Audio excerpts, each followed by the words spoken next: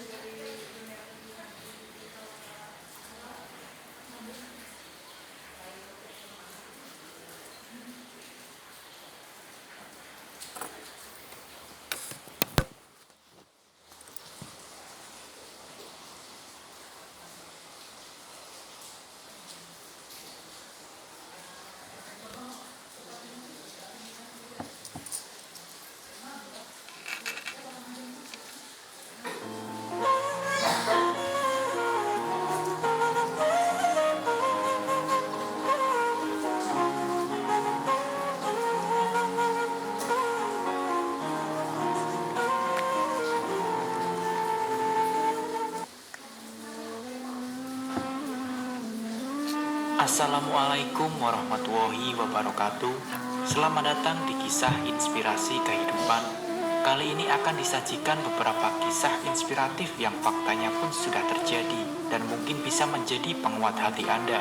Berikut ulasannya. Kisah inspiratif sang pelamar kerja. Selasa 14 Maret 2017, seorang pemuda melamar lowongan posisi manajer di sebuah perusahaan besar. Dia lulus wawancara awal, sekarang akan bertemu dengan seorang direktur untuk wawancara akhir. Dari CV-nya, sang direktur mengetahui bahwa prestasi akademis pemuda itu sangat baik. Dia bertanya, "Apakah Anda mendapat beasiswa di sekolah?" Pemuda itu menjawab, "Tidak." "Siapa yang membayar biaya sekolah?" "Orang tua," jawabnya. "Di mana mereka bekerja?" "Mereka bekerja sebagai tukang cuci pakaian." Direktur meminta pemuda itu untuk menunjukkan tangannya. Pemuda itu menunjukkan kedua tangannya yang halus dan sempurna. "Pernahkah Anda membantu orang tua Anda mencuci pakaian?" "Tidak pernah. Orang tua saya selalu ingin saya belajar dan membaca buku lebih banyak. Selain itu, orang tua saya bisa mencuci pakaian lebih cepat dari saya." Direktur mengatakan, "Saya punya permintaan. Ketika Anda pulang hari ini, pergi dan bersihkan tangan orang tua Anda. Temui saya besok pagi." Pemuda itu merasa sedih. Ketika ia kembali ke rumah, ia meminta orang tuanya membiarkan dia membersihkan tangan mereka. Orang tuanya merasa aneh, senang, terharu, tapi dengan perasaan campur aduk. Mereka menunjukkan tangan mereka kepada sang anak.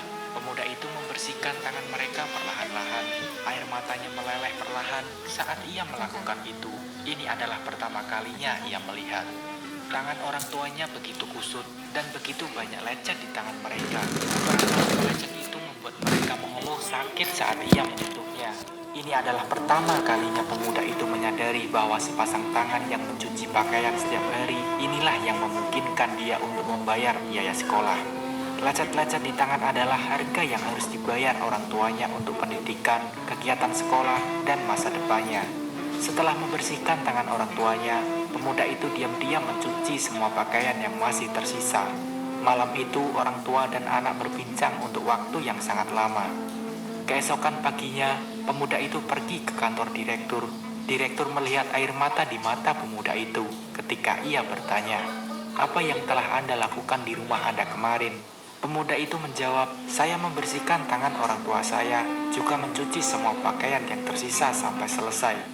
Pelajaran apa yang Anda peroleh? Saya sekarang tahu apa artinya cinta dan pengorbanan orang tua saya.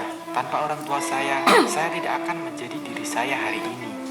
Dengan membantu orang tua saya baru menyadari betapa sulit mencapai tujuan kalau dilakukan sendiri.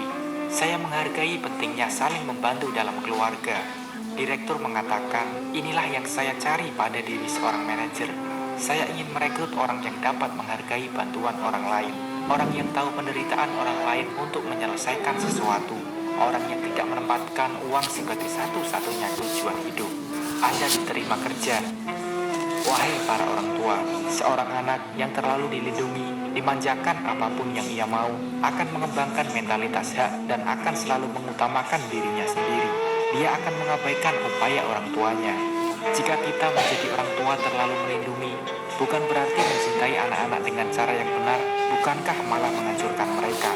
Boleh membiarkan anak tinggal di sebuah rumah besar, makan makanan yang baik, belajar piano, menonton TV layar lebar.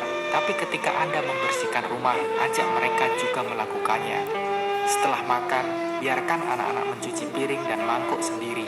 Bukan karena tidak punya uang untuk menyewa pembantu, tapi karena ingin mencintai anak-anak dengan cara yang benar, agar mereka mengerti hati orang tua mampu. Suatu hari kita akan menjadi tua dan tak berdaya. Betapa bahagia mempunyai anak yang mengerti. Didik dan bimbinglah anak Anda agar belajar bagaimana menghargai jerih payah orang tua, juga orang-orang lain dalam mencapai tujuan.